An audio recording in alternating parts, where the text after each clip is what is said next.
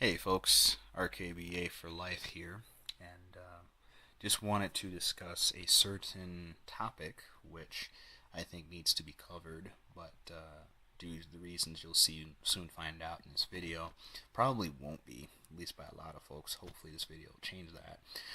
As you can see here, I've got the side of a box for a certain product. I'm not going to mention exactly what it is because the nature of the product is irrelevant. What I'm here to focus on is advertising and firearms. I'm going to make this a short 5-minute brief, just a thought process on hopefully getting people who are into guns to kind of evaluate critically why they buy what they buy.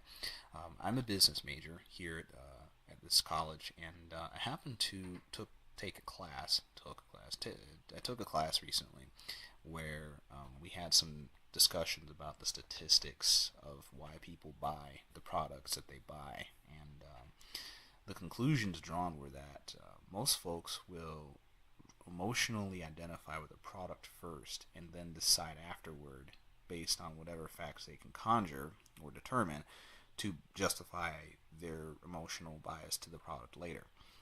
So rather than say buying a 1911 because it is a factually proven platform that carries 7 or 8 rounds of 45 ACP, people will buy a 1911 emotionally because they like the way it looks, and then they use the factual discussion as after justification for having the gun. They're not actually buying it because of the factual reasons. They're buying it because it looks cool, but they don't want to say that to somebody else that's in earshot. And that is something I want to kind of talk about here very briefly, because as a gun owner, I think you should, and this applies to me too, I think we all should critically evaluate why we buy something, because there's a big, gigantic industry. I'm not going to say gigantic, but there is an industry that is built around people who all they do is they buy guns and put them in a safe. Okay. Now, if your idea of fun is blowing $800 a week on a new gun, I'm not going to stop you. I'm not going to say it's a bad thing.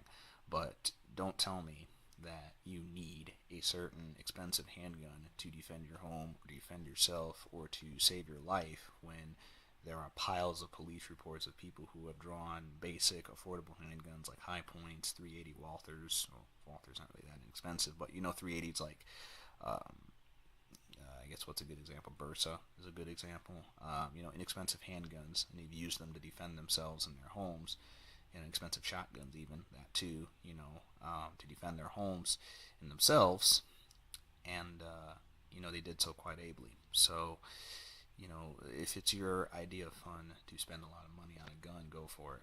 But at the same time, we really should not, as a community, tell people that they need to buy expensive hardware to defend themselves in their homes.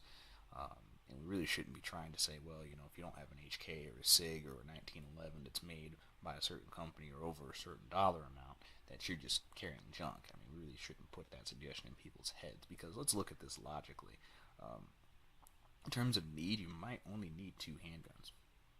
One gun to carry and one gun as a backup if the police ever take the one you actually use. So the idea that you need 6 or 4 or 10 or 30, that's just being cute. I mean, it's almost the gun version of the hipster that buys an iPhone 5S, or the newest iPhone, And it's almost the same psychological idea. You see people lining up to buy the latest Glock or the latest, SIG, or the latest pistol that's out, the latest Caracol, whatever. And it's almost the same psychological process that people do when they line up outside the Apple store to buy the latest, iPhone or latest iPad, latest whatever. Okay. So both cases, you're dealing with just rampant consumerism. You're dealing with people that are buying stuff based on emotion. You're dealing with people that will justify to the end of the world why they need something. It's just slightly less ridiculous to justify why you would buy a 1911 when you already own 6 than it is to justify buying an iPad when you already own 4. So I'm just making this video to get people to critically evaluate why they buy guns, and to be honest with why they buy guns. If they buy guns for fun, there's nothing wrong with that. Just don't, put the idea out there that you need another 1911 with a huge, combination light laser because you need it to defend your home in the middle of nowhere America, where the last murder was back in the colonial times.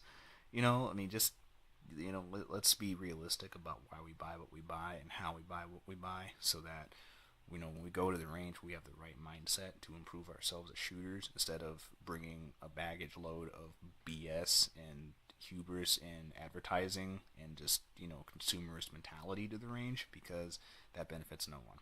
Thanks for watching, and look forward to put your questions and comments later.